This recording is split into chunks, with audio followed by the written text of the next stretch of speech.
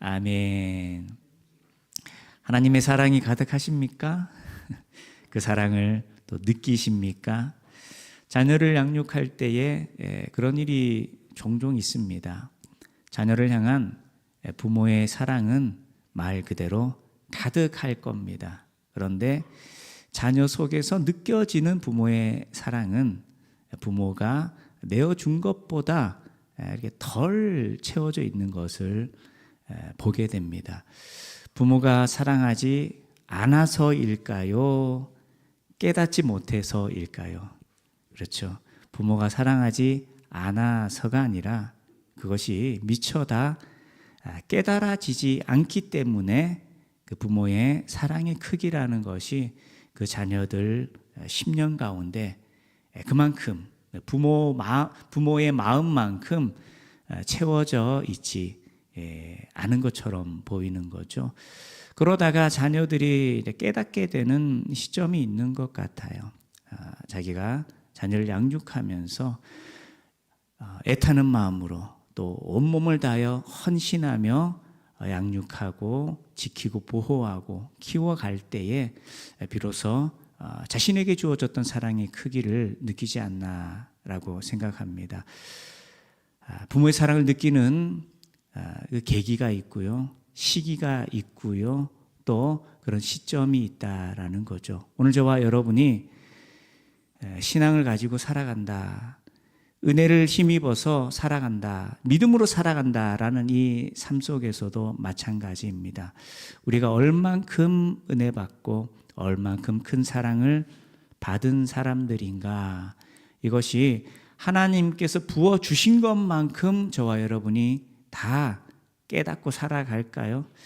그렇지는 않을 겁니다. 하나님께서 부어주시고 채워주신 거에 어쩌면 한 일부분만 우리가 안고 살아가는 것이 아닌가 생각합니다.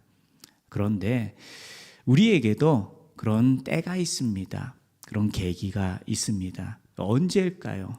바로 우리 속에 우리 마음과 우리의 생각이 성령으로 가득 채워질 때에 비로소 저와 여러분이 얼마나 은혜 받은 사람인가 감격하게 되고 감사하게 되고, 또 주신 은혜뿐만이 아니라 주신 말씀 앞에 깨어서 믿음으로 살아가고자 우리가 고백하고 결단도 하게 된다라는 겁니다. 믿음으로 살아가는 삶 속에서뿐만이 아니라 믿음이 주어지는 그 시점 또한 마찬가지입니다. 믿음으로 살아갈 때와는 달리 믿음이 없을 때에는 우리 영이 아예 죽어있는 상태이기 때문에 하나님의 그 사랑과 은혜를 우리는 느끼지조차 못한다라는 것입니다. 그러나 놀라운 역사가 있습니다. 언제죠? 성령께서 우리 마음을 두드리시고 열어주시어서 그 은혜와 사랑이 우리 속에 스며들게 될 때에 우리는 고백하게 됩니다. 예수님께서 나를 위하여 십자가 지셨구나. 예수님 부활하시어서 사망 권세 이기시고 예수님 믿고 의지하는 자들에게 영원한 생명을 주셨구나 고백하게 된다라는 것입니다. 그리고 오늘 본문을 통하여서도 우리는 깨닫게 됩니다. 그 성령의 임재하심을 통하여서 자신에게 주어진 그 놀라운 은혜와 복음이 너무 담대하게 선포되는 것이고, 또 선포할 뿐만이 아니라 그것을 듣는 자들에게도 성령의 비추심이 있을 때에 예수의 그리스도 되심을, 주가 되심을 고백하고 선포하는 놀라운 열매가 맺혀지게 된다라는 겁니다. 오늘 말씀은요, 베드로가 초대교회에 있어서 공식적으로 최초의 공개적인 설교를 하는 그런 장면입니다. 베드로는 그럴 만한 자격이 또 실력과 영성이 있는 사람일까요? 그렇지 않은 사람일까요? 베드로는 그럴 만한 자격이 없습니다. 그럴 만한 실력도 없는 사람입니다. 예수님을 배신했던 사람이었고요. 그는 어부였습니다. 학식이 탁월한 사람은 아니었습니다. 그러나 무엇 때문에요? 성령의 충만함을 얻고서 도망다니고 예수님을 부인했던 그가 담대하게 예루살렘 한복판에서 예수님의 부활하심을 선포하고 증언하는 자가 되었다라는 것입니다. 그리고 그의 선포, 그 복음을 선포한 다 함대히 예수님의 부활을 증거하는 그 자리 속에서 그 모습을 본 여러 사람들의 반응들이 있습니다. 그에 대해 베드로는 다시금 설교를 이어갑니다. 성령의 역사가 무엇이며 또 그 성령의 역사를 통하여서 깨달아야 할 것이 무엇인가라는 것을 전합니다. 본문의 말씀을 통해 더 자세히 보면은요, 14절 말씀이죠. 베드로가 11 사도와 함께 서서 소리를 높여서 외칩니다. 유대인과 예루살렘에 사는 모든 사람들아, 이 일을 너희로 알게 할 것이니 내 말에 귀를 기울이라. 복음을 선포하고 예수님의 부활을 외치면서 선언하되 그 모습을 본 사람들이 어떻게 오해를 하기도 하죠. 저 사람들 술 취한 거다. 맨정신으로는 저럴 수 없는 것인데 술 취해서 저런 소리를 하는 거야 라는 반응도 있었다라는 거죠. 그에 대해서 15절 말씀입니다. 때가 제3신이 오전 9시라는 겁니다. 너희 생각과 같이 이 사람들이 취한 것이 아니다 라고 합니다. 그러면서 무엇을 고백하죠? 이것은 취한 것이 아니라, 취한 것처럼 보이지만 술 취한 것과는 전혀 다른 권능과 능력이 부어진 일이다 라는 것을 선언하고 선포합니다. 어떻게요? 요엘의 말씀을 통하여서 지금 자신들이 경험하고 있는 것은 취한 겁니다. 그러나 술에 취한 것이 아니라 성령의 충만함을 받게 된 것이고, 또 그 성령의 충만함은 미리 예언되고 약속되었던 것이다 라는 것을 고백하고 선포하고 있는 겁니다. 17절 말씀에 하나님이 말씀하시기를 말세에 내가 내 영을 모든 육체에 부어주리니 라는 약속이 주어졌습니다. 그 대상은요, 남녀, 노소, 또 노예이든 종이든 주인이든 귀족이든 신분을 가리지 않고 모든 이들에게 부어주신다 하신 것이죠. 그 성령의 충만함이 이미 예언되었는데, 약속되었는데 언제라고 말씀하고 있죠? 말세에라고 말하고 있습니다. 자, 여러분, 말세라는 그 표현이 어느 때를 말하는 것인가, 여러분 어떻게 이해하고 계십니까? 우리는 흔히 말세라고 하면 말 그대로 마지막 때, 그래서 이제 망할 때라고 생각하기가 쉬운데, 그러면 그렇게 이해를 하면 이 상황이 말세라고 말하기에는 좀 맞지 않는 것처럼 보일 수 있습니다. 왜냐? 지금 우리의 시기를 기준으로 봤을 때 2000년 전입니다. 말세라고 생각하기에는 너무 이른 시기처럼 보이죠. 하지만 성경에서 말하는 말세라는 것은 십자가 사건부터 예수님이 다시 오실 재림의 순간, 그 기간을 포함한 모든 시간이 바로 말세, 마지막 때다라는 것입니다. 하나님께서 구원의 역사를 완성시키시는 십자가를 통하여서 구원의 완성을 이루시되, 그러나 하나님의 나라가 어떻게 완벽하게 회복되죠? 예수님께서 다시 오심을 통하여서 완벽하게 회복된다라는 것입니다. 그 기간이 바로 마지막 때 말세입니다. 그러니 지금 어느 때죠? 예수님이 이미 십자가를 지셨습니다.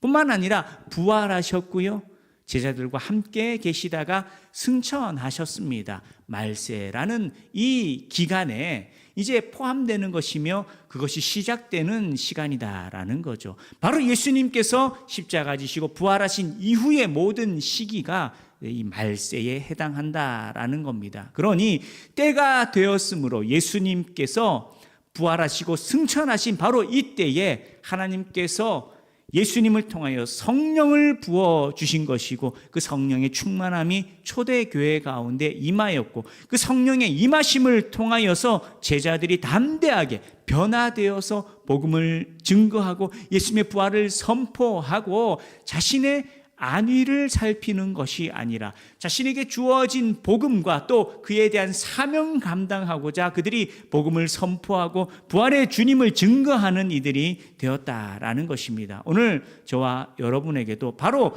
이 언약의 성취를 통하여서 저와 여러분은요, 예수님을 믿고 의지하며 살아갈 수 있다라는 것입니다. 그리고 오늘 또 우리가 소망해야 할 것이 무엇인가? 바로 약속된 이 성령의 충만함이 지금 이 순간에도 우리에게 주어져서 그 성령의 함께하심 속에 거룩한 자로서 변화되고 또 새 힘을 얻고 권능을 얻고 주님 따라 살아가고자 결단하고 헌신하는 믿음의 사람이 되어야 한다라는 것입니다. 오늘 우리에게도 성취될 약속이며 믿고 구하는 자들에게 반드시 이루어질 약속이다라는 것, 언약이다라는 것을 오늘 저와 여러분 또한 깨달아야 한다라는 것입니다. 베드로와 또 그와 함께한 사도들이, 그 교회가 담대하게 복음을 증거할 수 있었던 것, 술에 취하여서가 아니라 성령에 취하여서 담대하게 주님을 증언합니다. 부활의 소식을 증거합니다. 능력을 얻었다라는 겁니다. 하늘의 권능과 지혜가 그들에게 부어졌다라는 겁니다. 오늘 우리의 삶 속에서도 소망하기를 원합니다. 무엇을요? 주님, 오늘 교회 위에도 성령의 충만함 부어주시옵소서. 우리 성도 한 사람 한 사람에게 그 성령의 충만함 부어 주시옵소서. 믿고 구하는 자들에게 허락된 약속된 이 성령이 교회 위에, 성도들 한 사람 한 사람 위에 부어지게 하시어서 이 악하고 험난한 세상 속에 내 것 가지고 살아가는 인생 되지 않게 해주십시오. 내 힘으로 살아가지 않게 해주십시오. 여러분, 내 지혜, 내 능력, 내 모습 가지고 살아가는 삶의 결과는 어떤 것이겠습니까? 한계가 있는 겁니다. 그것을 통해 하나님의 뜻이 이루어질 수 없습니다. 스스로 살아가는 인생, 자신의 지혜와 능력 가지고 살아가는 사람들이 잠시 부유해지고 잠시 높임받고 잠시 인정받는 것처럼 보일 수 있습니다. 그러나 그 인생에 영혼의 구원은 없습니다. 영원한 생명은 없습니다. 그 인생을 통하여 하나님께서 일하시지 않으십니다. 그러나 믿고 구하는 자들에게 성령이 부어져서요, 우리에게는 이미 영원한 생명이 주어졌고 또 약속을 붙들고 주를 찾는 자들에게 그 성령의 충만함이 지속되어서 우리는 이 세상과 구별된 삶을 살아갈 수 있습니다. 세상 염려, 근심에 얽매여 살아가는 삶이 아니라 하나님이 주시는 평안과 소망과 위로 가운데 더욱 주님을 힘입어서 살아갈 수 있고 고난과 위기 속에 이겨낼 힘을 얻을 수 있는 것이며, 우리의 삶이 세상에 썩어질 것을 위한 것이 아니라 복음을 위하여서 존귀하게 쓰임받을 수 있는 하늘의 귀한 축복이 교회 위에 저와 여러분의 가정과 기업과 자녀들 위에 부어진다라는 겁니다. 할렐루야. 그렇기 때문에 믿음으로 살아가는 성도들은 늘 갈급함이 있어야 됩니다. 주님, 성령으로 우리의 심령 붙들어 주십시오. 충만케 하여 주십시오. 나의 이성, 세상적인 기준, 내 감정이 가득 찬 상태에서 육신적인 삶이 아니라 분명 은혜 받았으니 예수님께서 우리 심령 가운데 머물러 주시어서 성령께서 우리를 지배하시고 다스려 주시어서 하나님의 사람으로 살아갈 수 있도록, 하나님의 권능으로 살아갈 수 있도록, 하늘의 평안과 담대함과 소망 가지고 주님을 따를 수 있도록 우리를 새롭게 하시고 새 힘을 부어주시고 변화시키시고 온전케 하여 주십시오. 우리 속에 소망이 있어야 한다라는 것입니다. 여러분, 구하고 계십니까? 성령께서 함께 하실 것을 소망하십니까? 기도하십시오. 구하십시오. 성령이 임할 때에 우리 속에 제자들에게 또 초대 교회에게 주어졌던 놀라운 변화, 하늘의 권능이 오늘 우리 교회의 것이 되고 저와 여러분의 것이 됩니다. 그 속에서 우리가 변화될 수 있고 새 힘을 얻을 수 있다라는 것을 우리가 잊지 않고 간절함을 가지길 원합니다. 성령의 함께 하심을 소망하며 그 성령의 충만케 하심을 기도하며 또 얻고 누리는 저와 여러분 되기를 축복합니다. 베드로는 먼저 이 성령을 통하여서 그들이 변화되었다라는 것을 선포하며 더욱 깊이 있는 이 복음의 진리를 그들에게 전합니다. 22절 말씀을 보시면 이스라엘 사람들아 들으라. 너희도 아는 바와 같이 하나님께서 나사렛 예수로 큰 권능과 기사와 표적을 너희 가운데서 베푸사 너희 앞에 그를 증언하셨느니라.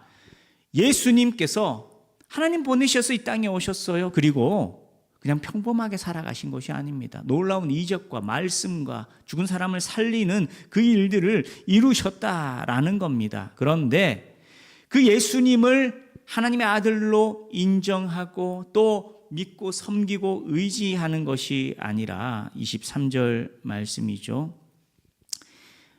마지막 중간부터입니다. 너희가 법 없는 자들의 손을 빌려 못 박아 죽였으나. 예수님께서 하나님 보내셔서 이 땅에 오셨습니다. 그 예수님을 향하여서 이스라엘이 어떻게 했다라는 거죠? 못 박아 죽였다. 분명히 선언하고 있습니다. 예수님을 십자가에 단 존재는 누구죠? 유대인들입니다. 이스라엘입니다. 이방인들과 함께 예수님을 십자가에 못 박았다라는 겁니다. 이것은 무엇을 선언하는 걸까요? 인간의 죄성. 우리의 죄의 크기라는 것이 얼마나 깊고 어둡고 거대한 것인가. 하나님의 아들을 십자가에 못 박을 만큼 완악한 존재가 바로 사람이다라는 것. 또 그 경계에서 어느 누구도 벗어날 수 없습니다. 바로 저와 여러분이 그에 해당하는 사람들이다라는 겁니다. 그래서 복음이라는 것은 먼저 무엇을 깨닫게 하는 것인가? 우리가 죄인이다라는 것을 깨닫게 합니다. 요즘 유행하는 이미 흔히 쓰는 표현 중에 메타인지라는 그런 표현을 씁니다. 메타인지라는 게 뭐죠? 너 자신을 알라. 자기가 자신을 얼마나 잘 알고 있나. 그래서 메타인지가 좋다라는 표현을 쓰면 자기 자신에 대해서 잘 알고 있다라는 의미이고, 그렇지 않다라는 건 자기를 잘 모르는 사람이다라는 거죠. 성경은요 분명히 제시합니다. 우리가 우리를 잘 알아야 합니다. 어떤 존재로요? 내가 죄인이다라는 겁니다. 그래서 우리는 소망이 없는 겁니다.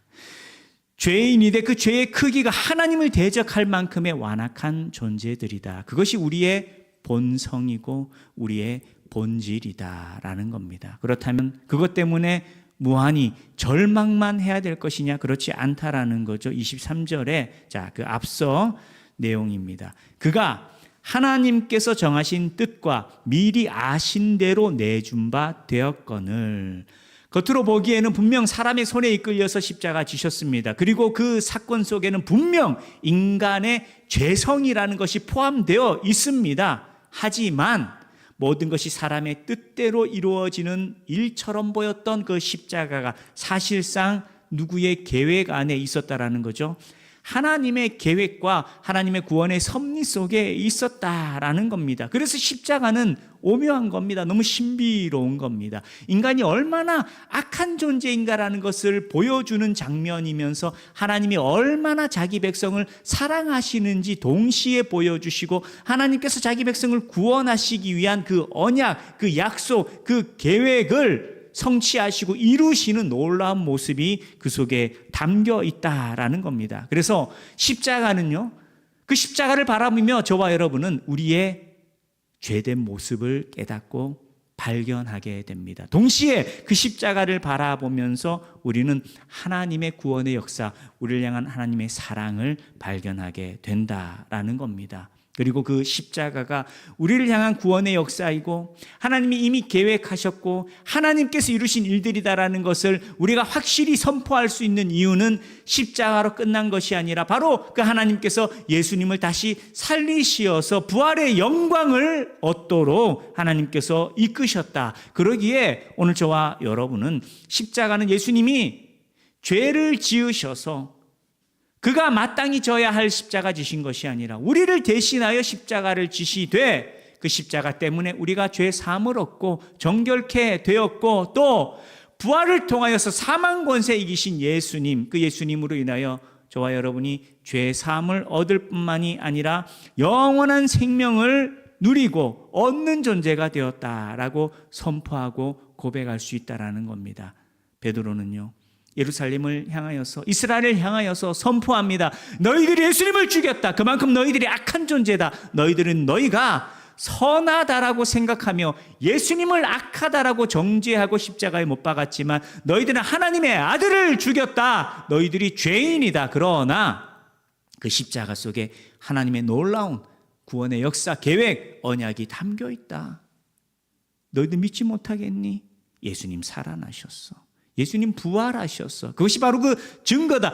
하나님께서 예수님을 다시 살리셨다. 너희들이 죽인 예수를 하나님이 살리셨다. 이것이 베드로의 설교의 핵심인 것입니다. 오늘 저와 여러분의 믿음의 고백이기도 합니다.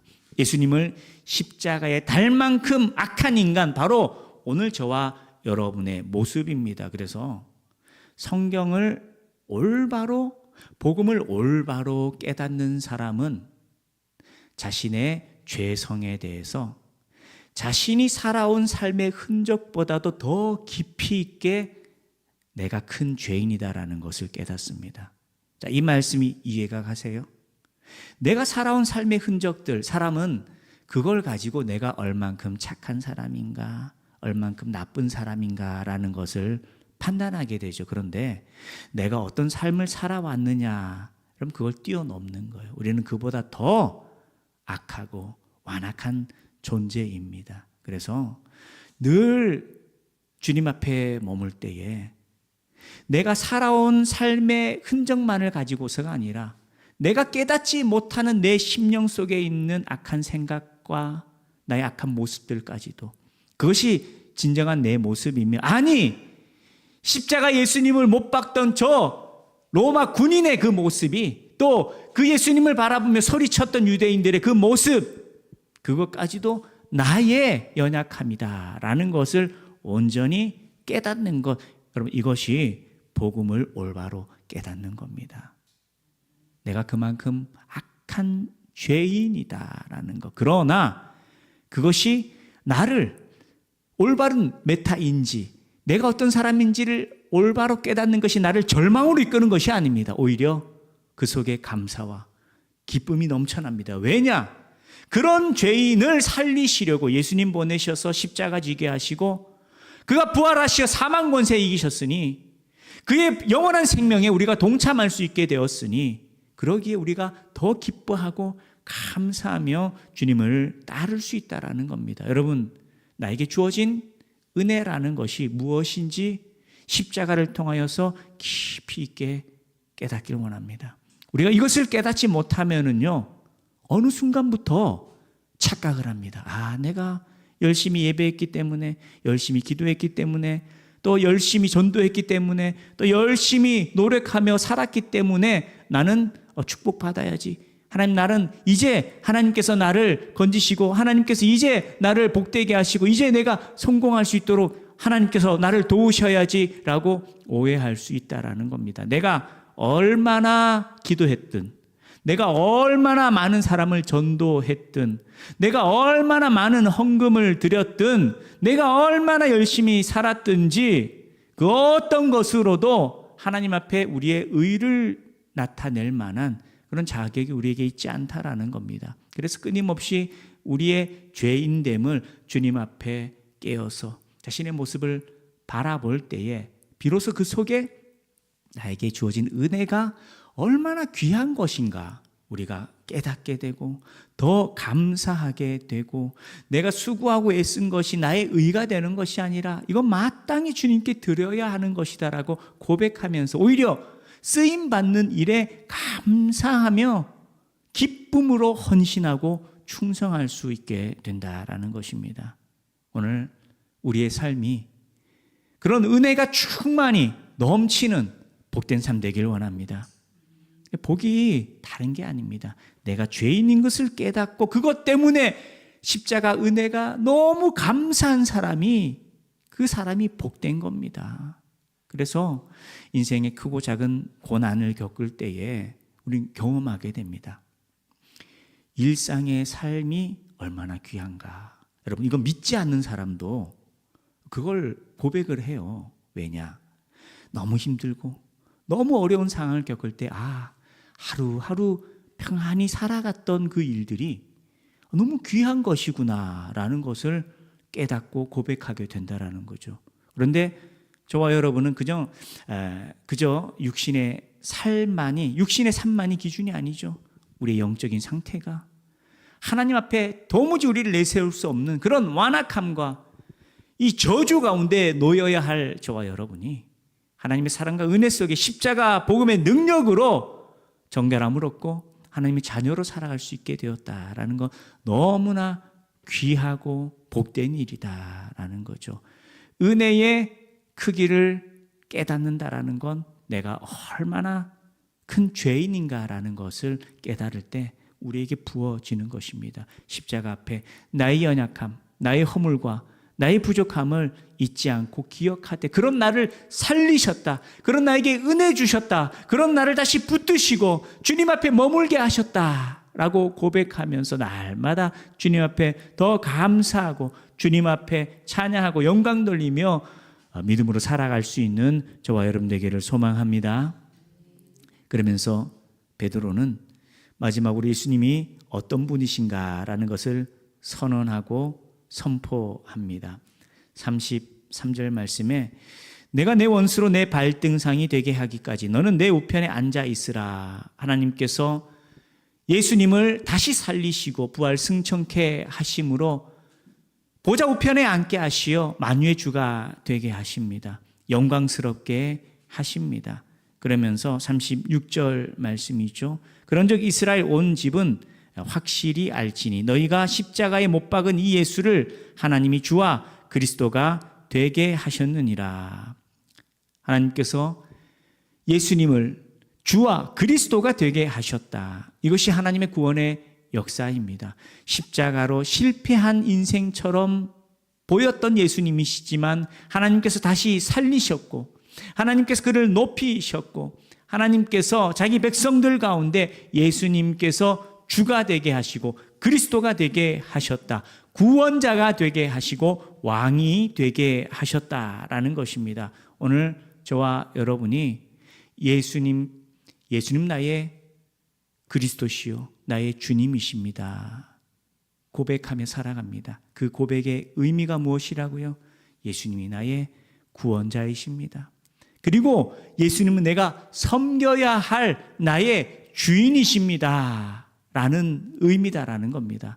믿음으로 살아간다라는 건 늘 이것이 함께 가는 겁니다.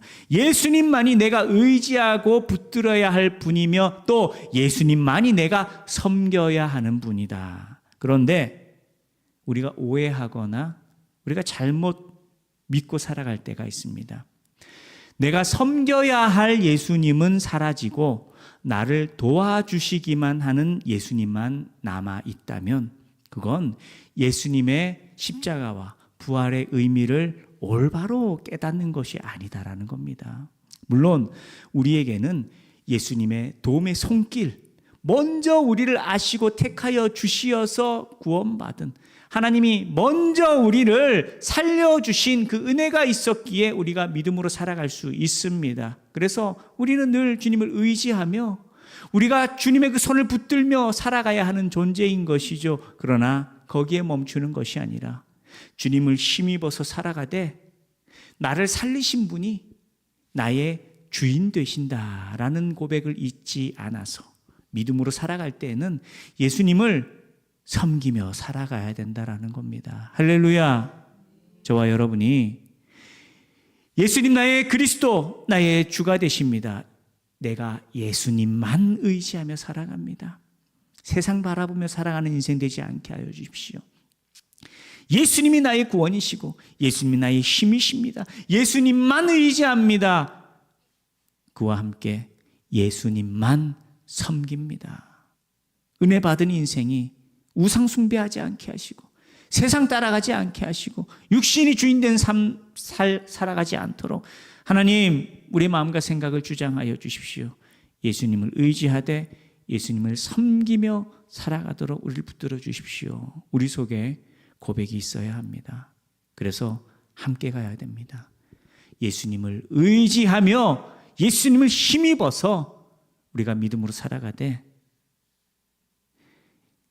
예수님 주신 말씀 앞에 깨어서 내가 오늘 어떻게 예수님 섬겨야 하나, 내가 어떻게 순종해야 하나, 내가 무엇에 헌신해야 하나, 이런 거룩한 고민이 우리 속에 담겨지고 기도하는 가운데 더 세밀하게 깨닫고 또 결단하고 순종하고 충성하면서 예수님이 우리의 온전한 그리스도가 되시고 또 주가 되시는 귀한 은혜와 축복이 저와 여러분 가운데 가득하기를 소망합니다.